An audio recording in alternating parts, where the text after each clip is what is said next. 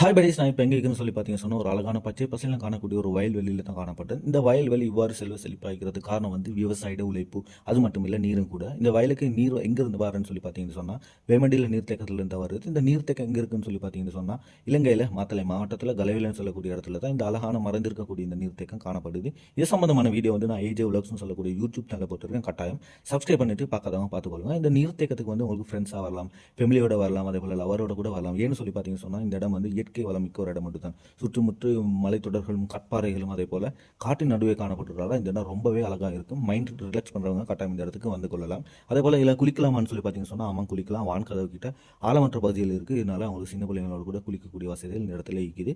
இதுக்கு best time எப்போன்னு சொல்லி பார்த்தீங்கன்னு சொன்னால் ஈவினிங் டைம், சன்செட் டைம் வந்தீங்கன்னு சொன்னால் ரொம்பவே இனிமையாக ஹாப்பினஸாக கூட இந்த இடத்துல குளிச்சுட்டு போகக்கூடிய மாதிரி இருக்குது.